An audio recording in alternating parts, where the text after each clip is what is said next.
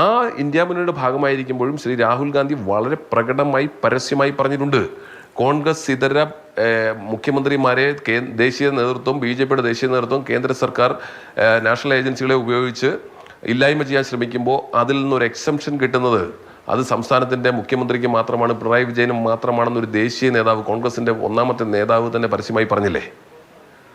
അപ്പോൾ അന്നും അദ്ദേഹത്തെ അടിക്കാൻ ഉപയോഗിച്ചത് ഇതേ ചട്ടുകമായ PV അൻവറിനെ അല്ലേ? ആ PV അൻവർ പറഞ്ഞതിനെ എൻഡോസ് ചെയ്യല്ലേ അന്നത്തെ മുഖ്യമന്ത്രി ചെയ്തിട്ടുള്ളത്? ഞാൻ ഏറ്റവും അവസാനം ഒന്ന് ചോദിക്കട്ടെ, SFIയുടെ അന്വേഷണം എവിടെ എത്തി? SFIയുടെ അന്വേഷണം മാത്രം ഒന്ന് പറയൂ, എവിടെ എത്തി? ഇത്ര സമയത്തിന് 4 മാസത്തിനുള്ളിൽ തീർക്കണം എന്ന് പറഞ്ഞ സമയം എത്രയായി? ആരെങ്കിലും ഇപ്പം അന്വേഷിക്കുന്നുണ്ടോ? എന്തേ SNC ലാബിലിന് എവിടെ എത്തി? 36-38 തവണ സുപ്രീം കോടതിയിൽ മാറ്റിവെച്ചില്ലേ? അപ്പോൾ അങ്ങനെ ബാന്ധവത്തെക്കുറിച്ച് സംസാരിക്കാൻ പോയാൽ കരുവന്നൂർ കേസ് എവിടെ എത്തി? മുഖ്യമന്ത്രിയുടെ ഓഫീസുമായി ബന്ധപ്പെട്ടുള്ള സ്വർണ്ണക്കടത്ത് എവിടെ എത്തി? അവിടെ ലൈഫ് മിഷനുമായി ബന്ധപ്പെട്ട ആ തട്ടിപ്പ് എവിടെ എത്തി? ഇതൊന്നും ദേശീയ അന്വേഷണ ഏജൻസികൾ അന്വേഷിക്കുന്നതല്ലാതെ അതിൻ്റെ ഒരു ഫൈനൽ റിസൾട്ടിലേക്ക് എത്തുന്നില്ല എന്ന് പറയുമ്പോൾ ഇവർക്ക് രണ്ടുപേർക്കുമുള്ള മറുപടിയാണ്. കേന്ദ്ര സർക്കാരും സംസ്ഥാനത്തിൻ്റെ പിണറായി വിജയൻ എന്നുള്ള വ്യക്തി, അദ്ദേഹത്തിന് ഇതിനകത്തെല്ലാം നേരിട്ട് ഇൻവോൾവ്മെൻ്റ് ഉള്ള കേസുകളാണ്. നേരിട്ട് ഇൻവോൾവ്മെൻ്റ് എന്ന് വെച്ചാൽ അദ്ദേഹവുമായി ബന്ധപ്പെട്ട കേസുകളാണ് വന്നിട്ടുള്ളത്. ഇതിലെല്ലാം ഉള്ള ഇടപാടുകൾ, അതിനെല്ലാം മധ്യസ്ഥം നിൽക്കുന്നത് ആരാണ്? അപ്പോൾ അങ്ങനെ ഇരിക്കെ ഇവിടെ ശ്രീ രാഹുൽ ഗാന്ധിയൊക്കെ ഇതിലേക്ക് വിളിച്ചെടുത്ത് ശല്യം ചെയ്യരുതെന്നൊക്കെ പറഞ്ഞു എന്നൊക്കെ അദ്ദേഹം പറയുമ്പോൾ ഇവിടെ പറയുകയാണ്. പിന്നെ അദ്ദേഹം പറഞ്ഞു സ്വർണം പൊട്ടിക്കൽ കേസിനെ സംബന്ധിച്ചൊക്കെയാണ് ചർച്ച നടക്കുന്നത്. ഞാൻ സിമ്പിൾ ഒറ്റ ചോദ്യം ചോദിക്കുന്നു, എപ്പോഴാണ് സ്വർണം പൊട്ടിക്കൽ നടക്കുന്നത്?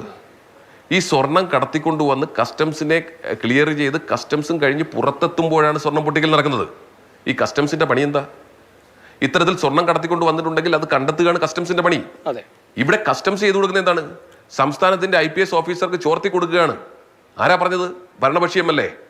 സംസ്ഥാനത്തിന്റെ പോലീസിന് ചോർത്തി കൊടുത്തിട്ട് കസ്റ്റംസും അതിന്റെ പങ്ക് പറ്റുക. അവിടെയും ഇവർ തമ്മിൽ കൊടുക്കൽ വാങ്ങലല്ലേ?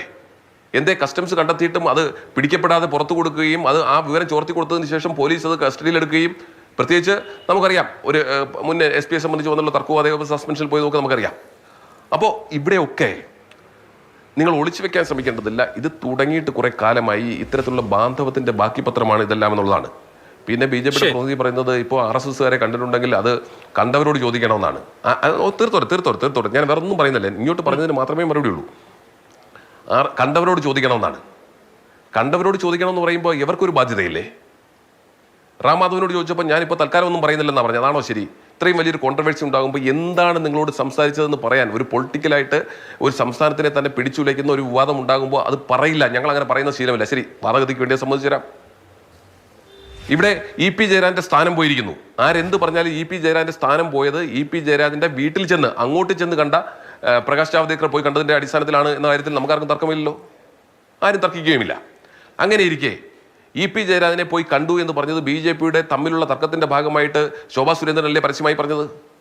അതുമായി ബന്ധപ്പെട്ട് അങ്ങോട്ട് പോയി കണ്ടു ഒരാളുടെ സ്ഥാനം കളഞ്ഞിട്ട് പോലും പ്രകാശ് ജാവ്ദേക്കർ ഇതിനെ സംബന്ധിച്ച് ഇന്ന് വരെ ഒരു അക്ഷരം പറഞ്ഞിട്ടുണ്ടോ? ഈ സംസ്ഥാനത്തിന്റെ എന്താ പ്രഭാരിയായിട്ടാണ് അയാളെ നിയോഗിച്ചിരിക്കുന്നത്. ഒരക്ഷരം മിണ്ടിയിട്ടുണ്ടോ? അപ്പോഴെങ്കിലും മിണ്ടേണ്ടതല്ലേ? അപ്പൊ ഞങ്ങൾ മൗനിഭാവങ്ങളാണ് എന്ന് പറയുന്നതിനകത്ത് എന്താ അർത്ഥമുള്ളത്? നിർണായകമായ പൊളിറ്റിക്കൽ പോട്ടെ, RSS നേതാക്കൾ അത് പറയുന്ന ശീലമില്ലെങ്കിൽ വേണ്ട. BJPയുടെ ഒരു പ്രഭാരി, ആ പ്രഭാരിക്ക് പരസ്യമായി പറയാനുള്ള ബാധ്യതയില്ലേ? ഇത്രയും വിവാദം ഉണ്ടായിട്ട് അദ്ദേഹം എന്തിനാണ് EP ജയരാജനെ പോയി കണ്ടതെന്ന്? EP ജയരാജന്റെ സ്ഥാനം അങ്ങ് പോയില്ലേ? EP ജയരാജൻ ഒരു നീതിയും ഇപ്പുറത്ത് MR രാജകുമാറും മറ്റൊരു നീതിയുമല്ലേ ഇപ്പൊ സംസ്ഥാനത്ത് നടന്നുകൊണ്ടിരിക്കുന്നത്? എന്തേ മിണ്ടുന്നില്ല? അപ്പോഴെങ്കിലും മിണ്ടട്ടെ. അപ്പോൾ അവിടെയാണ് പ്രശ്നം. EP ജയരാജൻ ഇപ്പോൾ ചൊറിയും കുത്തി വീട്ടിയിരിക്കുകയാണെന്നേ. അദ്ദേഹം LDFന്റെ കൺവീനർ ആയിരുന്നേ. അദ്ദേഹത്തെ പറഞ്ഞു വിട്ടത് അദ്ദേഹത്തിന്റെ വീട്ടിലോട്ട് ചെന്ന് ഈ പറയുന്ന പ്രകാശ് ജാവ്ദേക്കർ കണ്ടതിന്റെ പേരില്ല.